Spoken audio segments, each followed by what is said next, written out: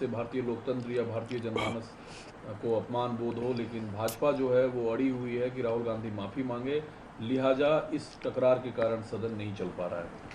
देखिए, ऐसा है ना कि भारतीय जनता पार्टी, वो एक पुरानी कहावत है कि कौवा कान ले जा रहा है, और कान नहीं देखते हैं लोग, कौवा को देख रहे हैं, उसका पीछा कर रहे हैं। वही हाल है भारतीय जनता पार्टी के नेताओं का। बार बार उनकी तरफ से ये कंट्रडिक्शन आ गया, और उसके साथ साथ जो उन्होंने बोला है ऑन रिकॉर्ड है। कोई ऐसा नहीं है कि कोई छुपा के उन्होंने कोई बात कही। वो सारी चीज़ें देखने के बाद कोई भी ये कह सकता है कि ऐसी कोई बात उन्होंने नहीं कही जिससे देश के बारे में कोई गलत धारणा बन सकती है। तो ये तो जिसको कहते हैं ना कि ज़बरदस्ती एक कि नहीं तुमने बोला ही है, हमारे मतलब मुंह में ज़बरदस्ती देने वाली बात है। लेकिन रविशंकर प्रसाद के बीच जाएंगे, गांव-गांव जाएंगे, बताएंगे राहुल गांधी देश को गुमराह कर रहे हैं और वो देश के लोगों का अपमान उन्होंने किया है, विदेश नीति के मामले में उनकी जानकारी शून्य है, उन्हें खुद को दुरुस्त करना चाहिए। देखिए, रविशंकर जी तो अपना नंबर बढ़ाने में लगे हैं। उनको जिस तरह बेइज्जत करके नरेंद्र मोदी जी ने मंत्रिमंडल से हटाया, तो उसके बाद अब उनको अपना फेस दिखाने के लायक तो है नहीं, ना पार्टी के अंदर ना बाहर।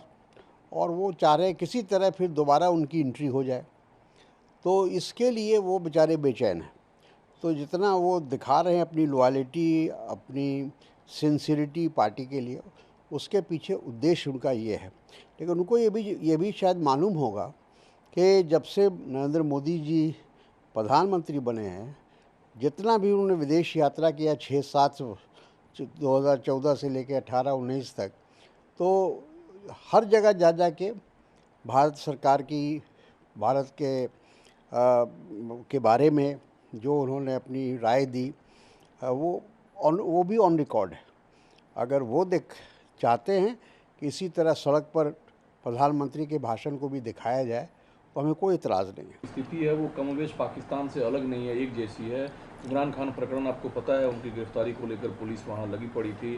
उनका कहना है कि इधर मंत्रियों और पूर्व मंत्रियों को, पूर्व लीडरों को, अपोजिशन का सलाखों के पीछे डालने की कोशिश सरकार कर रही है।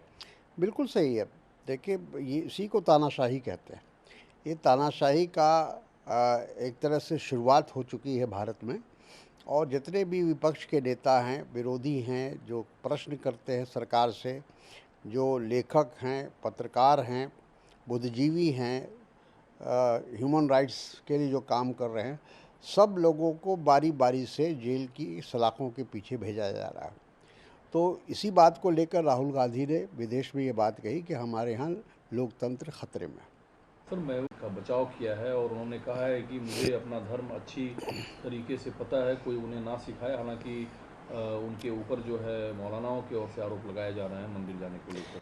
देखिए, ये मौलवी, मौलाना या जो भी लोग इस तरह की बातें करते हैं, उनको ये नहीं पता है कि हमारे देश में सर्वधर्म समभाव है।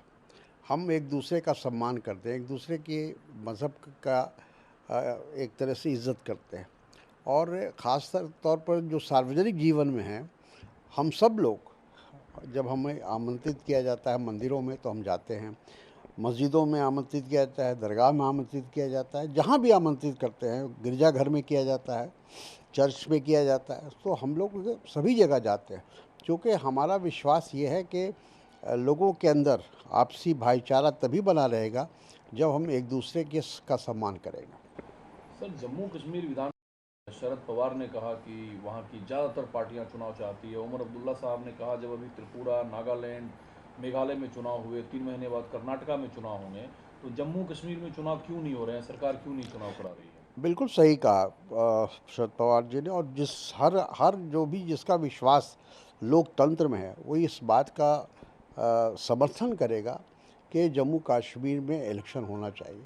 ये तो उसका जो कहा जाए कि संवैधानिक अधिकार है वहाँ की जनता का, और उस अधिकार को एक तरह से भारत सरकार के द्वारा छीन भिन करने की जो कोशिश है, वो दुखद है।